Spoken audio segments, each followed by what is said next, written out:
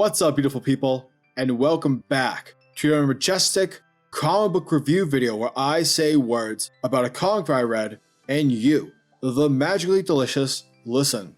It is I, your crazy Nicolas Cage, your steward of Gondor, your genius, billionaire playboy, basic YouTuber philanthropist, SuperCliff, and would you kindly hit that like and subscribe button for every little bit helps in this majestic YouTube world.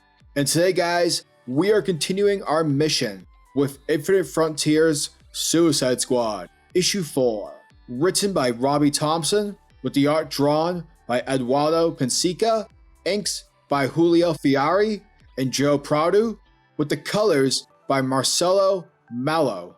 And without further ado, let's get freaky. Alrighty, folks, so this issue picks up right after Teen Titans Academy, issue number 3, part 2 to the Need for Speed Extraction story arc. Now, in the previous issue, the one and only Red X had showed up and was willing to help the squad break into the academy so that they could kidnap a speedster known as Bolt.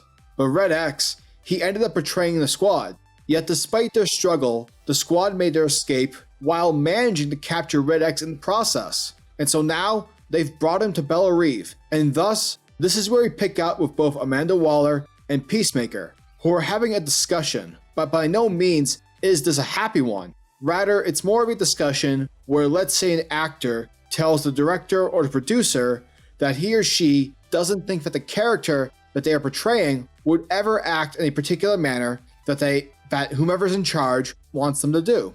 For example, let's say, I don't know, a character who has shown no sign of mental illness throughout an entirely beloved series, a character who has demonstrated time and time again various acts of restraint in order to obtain a peaceful resolution, decides to say, fuck it, and uses her dragon to annihilate an entire populated city. Doesn't particularly make sense for that character.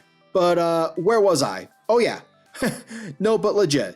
Both Peacemaker and Waller are definitely at odds here. Peacemaker, the actor, Waller, the producer. And it's because Waller wants Red X alive for the Suicide Squad. But Peacemaker's like, well, this isn't a good move. This shouldn't be how things are done. Red X isn't one of us. He's a bad guy. He belongs in the morgue. But nonetheless, Waller's response is, well, I'm David and Dan, so I can do whatever the fuck I want. Therefore, she zaps Peacemaker, causing him to lose consciousness due to the amount of electricity surging through his body, which in turn allows Waller's men to easily imprison him so that he can't talk back or do anything risky. Remember, folks, on the field, Peace Walker's in charge, but off the field, Waller's CEO. However, Waller does acknowledge one thing, is that Red X is a fox in a henhouse, but Waller doesn't plan on being outfoxed. Now we see Red X in one of the cells with at least 20 chains wrapped around him to prevent Red X from escaping. Now, just an FYI, the reason Red X mask is still on his face is because it's booby-trapped. The more you know. Now, outside of his cell, we see Calibra still caretaking Talon until the dude gets back his memories. Because so far, the only thing Talon's been able to say is who. So yeah, that needs to get fixed immediately. Now, as the two make their way, they come across Peacemaker's cell. And by the looks of it, Waller's men are having trouble putting Peacemaker into his cell. Eventually, Peacemaker is like, take your stinking hands off me, and easily make short work of these guys. And Peacemaker turns around and he tells both Calibra and Talon to meet him in the laundry room in 5 minutes. P.S. I love that the laundry room is continuing to play a part as the Suicide Squad's secret meeting room for its members. It's phenomenal.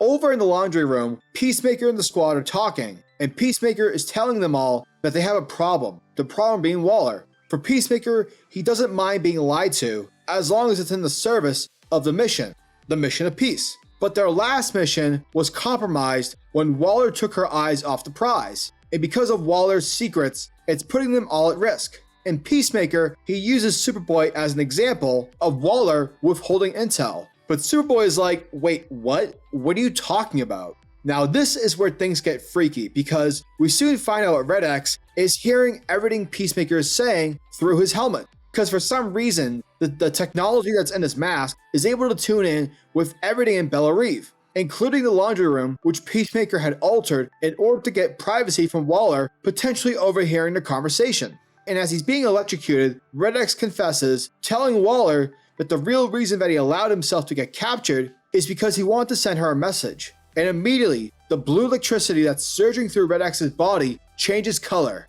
Red electricity then begins to shoot offward from his body, and alas, the message that Red X wanted to send her is that she is no longer in charge. And with that, the electricity shoots out, affecting Bella Reeve's prison systems, causes the entire facility to unlock, allowing all the superpowered criminals to run wild throughout Bella Reeve. Thus, the alarms immediately begin to blare off. And so with that, the Suicide Squad jumps into action, with Peacemaker shouting orders, telling Superboy and Nocturna to head over to the cell blocks, because if Superboy wants to save people, then that's where most of the action is going to be.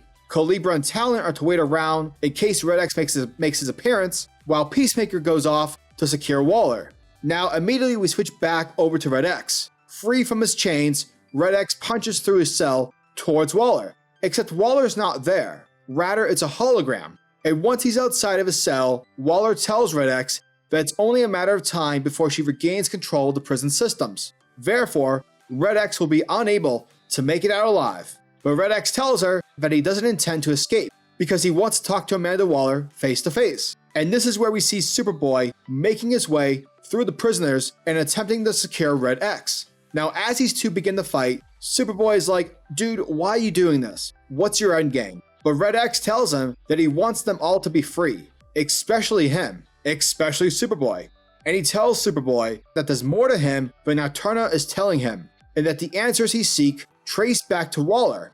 And with that, Red X shocks Superboy, taking him out of the fight and allowing himself to escape through the vent systems. Afterwards, once the squad receive intel that Red X is escaping through the vents, Talon jumps up and makes his way through the ventilation system. Eventually, Talon comes face to face with Red X. But we get a revelation here, folks, because Red X calls out Talon's bullshit. For Red X knows that Talon's putting on an act for everyone. Because in truth, Talon is already in his normal state. He knows who he is. He knows where he is.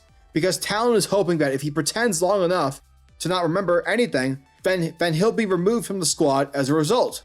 And so Talon's like, who the hell are you, kid? And Red X tells him that he's a friend. And boom, Red X kicks Talon square in the face, knocking him out of the vents. And as he jumps out of the vents, Calibra begins to charge towards him. But because Red X is still in control of the security systems, he zaps Calibra, taking her out of the fight as well. And this is all due to Red X's helmet. Now, eventually, as Red X makes his way through the prison to face Waller, Red X comes face to face with Peacemaker. And Peacemaker tells him that if he wants her, then he'll have to go through him. But unfortunately, that's exactly what Red X does. And within a short amount of time, Red X mops the floor of Peacemaker and kicks him right through Waller's office. And upon this abrupt entrance, Waller warns Red X that she has the entire room rigged with wired explosives. But Red X lets her know that she doesn't need to worry about that, because he already detonated one of them. And from there, we see a giant explosion, with an airplane coming through to pick up Red X. And with it, Red X manages to escape with style. Now, with his exit, he thanks Waller for the sleepover and hopes that he didn't break too many of her toys. But he also lets her know that he had nothing to do with one of her toys escaping. And the toy that Red X is talking about is Rick Flag. Rick Flag has escaped Waller's custody. And that, folks, was Suicide Squad, issue number 4. And this was a really fun, kick-ass issue. Now, I will say, though you don't need to, I would suggest that you read Teen Titans Academy issue 3 before jumping into this, for it adds a lot of context. Yet at the same time, I will say that this issue does an actual good job with explaining and providing recap in case you didn't. But besides that, everything else was fantastic. Story-wise, I love finding out that Talon's been faking his memory condition this entire time. And I'm quite curious to see what happens with Rick Flag and how he'll make his comeback against Waller.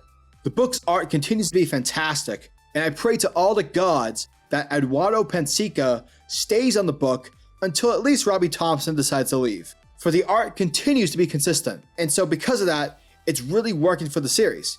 So yeah, overall this issue was dope, and obviously if you are reading Teen Titans Academy, then you'll definitely get a lot more from this issue. But even if you aren't, this issue still does a great job by not depending on the reader to have read Teen Titans Academy. So yeah, let me know what you folks think in the comment section below. I definitely am interested in hearing all your thoughts and hopes for the story. Legit, I am so hyped for this series. I cannot wait to cover the next issue, and basically, just more Suicide Squad in general. Suicide Squad, issue number 4, gets a 9 out of 10.